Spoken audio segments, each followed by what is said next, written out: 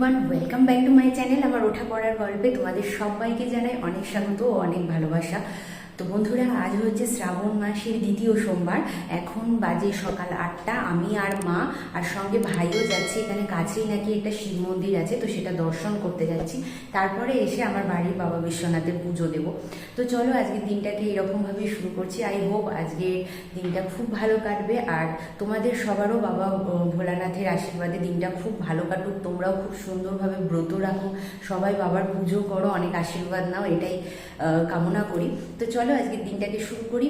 এতক্ষণ অবধি ঝমঝম করে বৃষ্টি পড়ছিল, এখন দেখছি যে বৃষ্টি কমে যেয়ে রোদ উঠেছে। তো আই থিঙ্ক বাবার খুব ইচ্ছে যে আমরা তাকে পুজো দিতে যাই। তো চলো যাওয়া যাক। আর আজকের ব্লগটা আই থিঙ্ক তোমাদের ভালো লাগবে, তো সব না স্কিপ করে দেখতে থাকো। সকলকে জানাই শ্রাবণের দ্বিতীয় সোমবারের অনেক শুভেচ্ছা ও অভিনন্দন। তোমাদের আজকের দিনটা বাবা ভোলানাথের আশীর্বাদে খুব ভালো কাটুক, তোমরা সবাই ভালো করে ব্রত রাখতে পারো, আর বাবা ভোলানাথের আশীর্বাদে তোমাদের জীবন থেকে সমস্ত অমঙ্গল কেটে যেয়ে সব কিছু মঙ্গলময় হোক। বেরিয়ে গেলাম ভোলানাথের সাথে দেখা করার জন্য। যদিও তার ঠিকানাটা আমি জানতাম না, লোকমুখে শুনেছিলাম বাড়ির খুব কাছেই নাকি তার মন্দির আছে, কিন্তু বেরিয়েই দেখছি আবারও টিপটাপ করে বৃষ্টি পড়ছে। দেখো, শ্রাবণের সোমবার বৃষ্টি তো হবেই, এটা জানা কথা, কিন্তু ওই রোদটা থাকলে মনে হয় যে শান্তি মতন আমরা পৌঁছে যাব। যাই হোক, সেই টিপটাপ বৃষ্টির মধ্যেই কিন্তু আমরা সবাই মিলে রওনা দিলাম, আর ভাই অনেক ভালো করে আজকে আমার ভিডিওটা করে দিচ্ছিল। এখানে মন্দিরে পৌঁছাতেই দেখলাম যে বেশ ভালো পরিবেশ, আর বেশ শান্তশিষ্ট পরিবেশের মধ্যে পুজো দিতে কিন্তু ভালোই লাগে। বেশ একটা তপবন তপবন ফিল হচ্ছিল, মানে চারিদিকে বেশ গাছপালা, তার মাঝখানে দেবাদিদেবের মন্দির। মন্দিরে একটা ফ্যামিলি এসেছিল, কিন্তু তাদের পুজো দিতে অনেকটা দেরি হচ্ছিল বলে আমার পুজো দেওয়ার সময় বেশ অনেকটা ভিড় হয়ে গেছিলো। যাই হোক, দেবাদিদেব তো শুধু আর আমার নয়, কেন ঈশ্বর কখনো একার হয় না, ঈশ্বর সবসময় সকলের হয়। তাই তাকে শুধু আমি দেখব, আমি পুজো দেবো, এরকমটা বললে তো সম্ভব নয়, কেন সমস্ত ভক্তরাই শিব ঠাকুরের ছেলে মেয়ে, আর তারা তার সঙ্গে দেখা করতে এসেছিল এবং তার আশীর্বাদ নিতে এসেছিল। তাই সকলকেই সমানভাবে দেওয়ার জন্য সুযোগ করে দেওয়া উচিত। কিন্তু জানো তো, আমি যখন 5 মিনিটের জন্য পুজো দিতে গেলাম, তখনই আমার পেছন থেকে অনেকেই বলাবলি করছিল যে ও তো শুধু ভিডিও করতে এসছে, ভিডিও করার জন্য এত টাইম লাগছে। তো আমি তো বেশিক্ষণ সময় নিইও নি, 2 থেকে 3 মিনিট হয়তো বড় জোর আমার পুজো দিতে সময় লেগেছে। যাই হোক, ওই সব কথা ছাড়ো, দেবাদিদেবকে সুন্দর করে জল অর্পণ করলাম, আর তারপরে একটা আকন্দের মালা তাকে পরিয়ে দিলাম। তবে এর পরের দিন আমার ইচ্ছে আছে তার জন্য একটা জুঁই ফুলের মালা আনার, আর 3 রকমের ফল তাকে নিবেদন করলাম। এখানে মিষ্টিটা আমি কোথায় দেবো বুঝে পাচ্ছিলাম না, তারপরে মা বললো যে লিঙ্গর উপরেই তুই মিষ্টিটা অর্পণ করে দে। তো এইখানেই প্রথমে আমি নিচে নামিয়ে দিচ্ছিলাম, তারপরে মায়ের কথা মতন আমি ওপরেই রাখলাম। তারপরে বেরিয়ে এসে এখানে নন্দী মহারাজকে একটু ধূপদীপ দেখিয়ে নিচ্ছিলাম। আর আজকে না আমার একটু ভুল হয়ে গেছিলো, একটা ঘিয়ের প্রদীপ নিয়ে যেতে হতো, কিন্তু সেটা আমি নিয়ে যেতেই ভুলে গেছিলাম। বন্ধুরা, আমরা বাড়িতে চলে এসেছি, 1-1.5 ঘন্টা হলো। এসে নিয়ে প্রথমে 1 কাপ চা খেয়েছি, তারপরে হচ্ছে ঘরের সমস্ত কাজ সারলাম, ঘর মুছলাম, বেসিন টেসিন ধুলাম, কেন সকালবেলায় অত সকালে উঠে সম্ভব হয়নি। আমরা মোটামুটি 8টার মধ্যে বেরিয়ে গেছিলাম, আর কালকে রাত্রেও শুতে অনেকটা রাত হয়ে গেছিলো। মানে এখন তো প্রত্যেক দিনই 1টা-1.5টা বেজে যাচ্ছে, তোমাদেরকে আর কি বলবো। মানে ঘর গোছাতে গোছাতে, ঘরের সব কিছু ঠিকঠাক করতে করতে এই অবস্থা হচ্ছে আমাদের। তো যেটা আমি বলি তোমাদেরকে সবসময়, যে আমার পার্সোনালি এটা মনে হয় যে বাড়িতে পুজোটা আমার বেশি ভালো হয়, আর মন্দিরে কোনো স্পেশাল ডেতে গেলে একটা ভিড়ভাট্টা তো থাকেই। আজকে যখন আমরা মন্দিরে যাই, তখন আমরা ছাড়া আর একটাই ফ্যামিলি ছিল, আর কেউ ছিল না। তো যেটা হয়, ওনাদের পুজোটাই মোটামুটি পুরোহিত মশাই আধা ঘন্টা 1 ঘন্টা ধরে করেছেন। তো তারপরে কি হলো, ওই আমরা ওয়েট করতে করতে প্রচুর ভিড় হয়ে গেছিলো মন্দিরে। তো আর ছোট মন্দির, তো এবার সবাই দেখো, সবাই তো বাবাকে ডাকতে এসছে, আমি তো একা আর ডাকতে যাইনি। তাতে কি হয়, মানে যদি একটু ফাঁকা থাকে মন্দিরটা, আমার শ্যুটটা করতে সুবিধা হয়। তো আমার মনে হচ্ছে যে আমার শ্যুটটা করতে একটু অসুবিধাই হয়েছে। আর ফটো মানে ভিডিও সেটা ভাই অনেক কষ্ট করে তুলেছে, কিন্তু অত ভিড়ের মধ্যে না কাউকে বলা যায় না যে আপনি একটু সাইড দিন বা একটু সরুন, আমি করছি। তো এটাই আর কি, একটু যদি উনি তাড়াতাড়ি পুজোটা করতেন, আমার তাহলে ওনার পরে ওই ফ্যামিলিটার পরেই আমি ছিলাম, তাহলে ওনার পুজোটা যদি 15 মিনিট লাগতো, তারপরে আমি 15 মিনিটে হয়তো আমার নিজের পুজোটা করে নিতে পারতাম। তখন মন্দিরটা একদম ফাঁকা ছিল, আমি ফাঁকায় ফাঁকায় শ্যুটটা করে চলে আসতে পারতাম, প্লাস আমার পুজোটাও দেওয়া হয়ে যেত। কিন্তু যেহেতু উনি একটু দেরি করলেন, তো সেহেতু অনেক ভিড়ের মধ্যে যতটুকুন যা পেরেছি ততটুকুন করেছি। তো এটাই হচ্ছে বলার।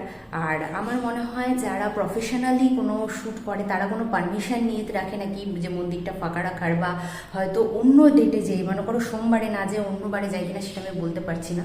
তবে আমি এবার থেকে সেইগুলোকে মাথায় রেখে কাজ করার চেষ্টা করবো। দেখতেই পাচ্ছ একদম ঘেমে নিয়ে একাকার হয়ে গেছি। এখন এই কাপড় জামা সব ধুবো, আবার স্নান করবো, করে এবার বাড়িতে আমার যে কাশী বিশ্বনাথ আছেন তার পুজো শুরু করব। এর আগের দিন আমি তোমাদের কাছে প্রশ্ন করেছিলাম যে কাশী বিশ্বনাথকে লাল রঙের গোলাপ দেওয়া যায় কিনা। তোমরা অনেকেই আমাকে বলেছিলে যে হ্যাঁ দেওয়া যায়। তাই আজকে ধুতুরা, আকন্দ, ধুতুরা ফল, নীলকণ্ঠ এবং সাদা ফুলের সঙ্গে সঙ্গে আমি কিন্তু গোলাপ ফুলটাও আয়োজন করেছিলাম। আর দেখো কত বেলপাতা আজকে আমি পেয়েছি।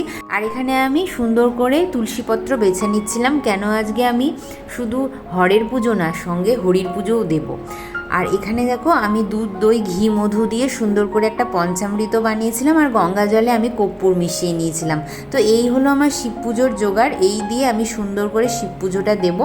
মাকে এখানে আমি বললাম যে মা তুমি ব্রতী যখন, তখন তুমি আগে শিব পুজো দাও, তারপরে আমি পুজো দেব। এর আগের বছর তো প্রত্যেকটা সোমবারই আমি পালন করেছিলাম, কিন্তু এখন যেহেতু আমি উপোসটা আর করতে পারছি না, তাই আজকে আমি ব্রত রাখিনি। তবে হ্যাঁ, সকাল থেকে 2টো অবধি না খেয়েছিলাম। আমি না খেয়ে থেকেই বাবার পুজো দিয়েছি, শুধুমাত্র চা খেয়েছিলাম। আর চা খেয়ে থেকেই আমি 2টো অবধি থেকে তারকে পুজো পাঠ দিয়ে তারপরে কিন্তু নিরামিষ ডাল ভাত তরকারি খেয়েছি। দেখো মিথ্যে কথা বলার কিছু নেই, যতটুকুন পেরেছি ততটুকুন ঠাকুরের নামে আমি থেকেছি। আর আমার বাবা সেটা বুঝবেন যে আমার এখন না খেয়ে থাকলে খুব কষ্ট হয়।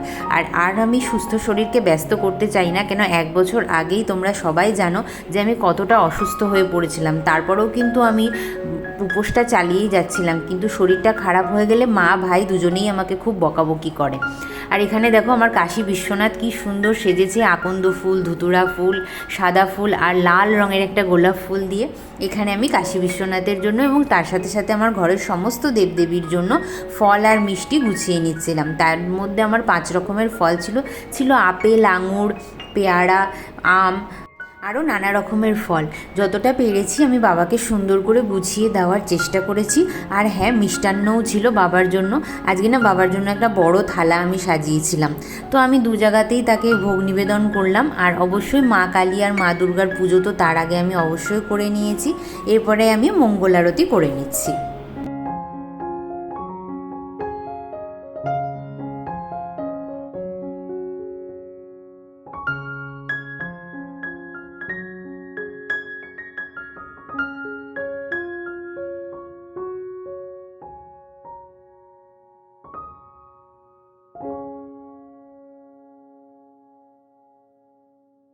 আজ যেহেতু সোমবার, তাই আমি বাবার সাথে সাথে লোকনাথ বাবারও পুজো করে থাকি। তাই সবার আরতি করার পর আমি লোকনাথ বাবার পাঁচালিটাও পড়ে নিচ্ছিলাম। তো চলো তোমরাও শুনে নাও। ত্রিকালজ্ঞ মহাযোগী লোকনাথের জয়, পাপিতাপি উদ্ধারিতে হলেন উদয়। আবির্ভূত হন বাবা কচুয়া গ্রামেতে, জননীল লোকনাথ ঘোষাল গৃহেতে। পিতারাম কানাই ঘোষাল, কমলা দেবী মাতা, ধর্মপরায়ণা তিনি, সতী পতিব্রতা। 11 বর্ষ যবে লোকনাথের হলো, ভগবান গাঙ্গুলি তারে সন্ন্যাস দীক্ষা দিল। গৃহত্যাগী করিয়ার ত্যাজি পরিজন গুলো লাগিতে। পাপিতাপি রোগীগত আসিল তথায়, সবার কষ্ট বাবা করে নিরাময়। শিষ্য আর ভক্তদের বাবা বলেন এ কথা, আমায় ঠাকুর রূপে পূজা করা বৃথা। শ্রদ্ধা ভক্তি নিয়ে যাবে আমারে ডাকিবে, অবশ্যই সেই ভক্ত মোর সারা পাবে। আমি নেই এই কথা করোনা মনেতে, ছিলাম আমি আজি থাকিব তোমাদের মাঝেতে। জলে স্থলে যখনই বিপদে পড়িবে, তখনই আমার কথা স্মরণ করিবে। এই রূপ লোকনাথ কত লীলা করে, কাহের সাধ্য সেই সব বর্ণিবার নামে। তার নামই মহামন্ত্র এই মর্তধামে, যত বেশি তার নাম উচ্চারিত হইবে, মানব কল্যাণ তত অধিক হই। তো বন্ধুরা, এখন বাজে দুপুর 2টো। আমি আর মা এখন একটু ফলাহার করলাম। প্রথমে ঠাকুরের ভোগ মুখে দিলাম। আর জানো তো এখন একদমই আমি উপোসটা করতে পারছি না, যার জন্য আজকে আমি নিরামিষ ডাল ভাত তরকারি খাবো। কেন কি এখন উপোস করলে না, এই যে দেখো এতক্ষণ সকাল থেকে এতক্ষণ শুধু চায়ের উপরে ছিলাম, যার জন্য আমার মনে হচ্ছে যে এখন অ্যাসিডিটি হয়ে গেছে। তো এখন একটু খাওয়া দাওয়া করে নেবো, নিয়ে তারপর একটু রেস্ট নেবো। আর বিকেলে ভাইয়ের একজন বন্ধু আসবে আমাদের বাড়িতে, বন্ধু না মানে বান্ধবী আসবে। তো যাই হোক, তার জন্য প্রিপারেশন নিতে হবে। তো চলো আগে খাওয়া দাওয়াটা করে নিই, তারপরে তোমাদের সঙ্গে এসে কথা বলছি। তো নিরামিষ খাবারে ছিল আজকে ডাল, পাঁপড় ভাজা, বড়ি ভাজা আর আলু ভাজা। সো বন্ধুরা, অনেকক্ষণ বাদে দেখা করছি তোমাদের সঙ্গে। এখন বাজে রাত 8:45। বাড়িতে আজকে বলেছিলাম যে ভাইয়ের একজন বন্ধু আসবে, তো সে এসেছিল, এসে চলেও গেছে। আর আমার লাইভটা ছিল বলে আমি একটু ফার্স্ট সব কিছু করছিলাম, তোমাদের সঙ্গে আর এসে কথাও বলতে পারিনি। সন্ধে পুজো আমার সুন্দরভাবে দেওয়া হয়ে গেছে শিব ঠাকুরের। আর যেটা বলছিলাম যে আজকে সত্যি কথা বলতে কি, দিনটা প্রথমে ওই মন্দিরের ওই পাঠটুকুন ছাড়া দিনটা খুব ভালো গেছে। শিব ঠাকুরকে খুব শান্তি ভরে আমি পুজো দিয়েছি। আর হ্যাঁ, পুজো দেওয়ার পরে একটু শরীরটা খারাপ লাগছিল, কেন কি অনেকক্ষণ ধরে উপোস ছিলাম। এখন না আমি আর উপোসটা থাকতে পারি না, কিছু একটা হয়েছে, আমার শরীর ঠিক পারমিট করে না, তো যার জন্য আমি খেয়ে দিয়েই ঠাকুরকে এখন ডাকছি। তো আই থিঙ্ক সেটা আমার বাবা মারা বুঝবেন। আর সব কিছু সব ভালো হচ্ছে, সব ভালো হবে, এটুকুন আমি জানি। তো চলো বন্ধুরা, আজকের মতন এখানেই শেষ করছি। দেখা হবে আবারও একটা সুন্দর ভিডিওর সাথে। ততক্ষণের জন্য তোমরা সবাই খুব ভালো থেকো, সুস্থ থেকো। Take care, good night and bye by.